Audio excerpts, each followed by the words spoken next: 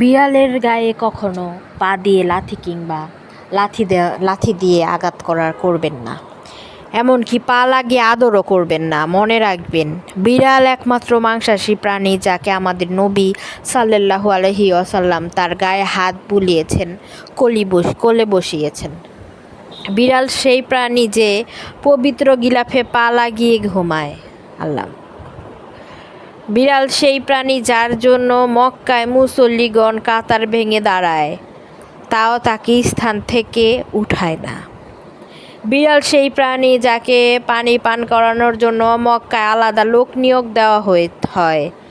বিড়াল সেই প্রাণী যার মুখ লাগানো এত খাদ্য মা আয়েশা মুখে নিয়েছেন। বিড়াল সেই প্রাণী যার জিহ্বা দ্বারা চাটা পানিতে আল্লাহর হাবিব নবী করিম সাল্লাল্লাহু আলাইহি ওয়াসাল্লাম ওযু করেছেন। বিড়ালকে সরাসরি হত্যা করা কিংবা অনাহারে রেখে মেরে ফেলা হারাম, কারণে জাহান্নামে যেতে হবে। সহিহ মুসলিম 5745।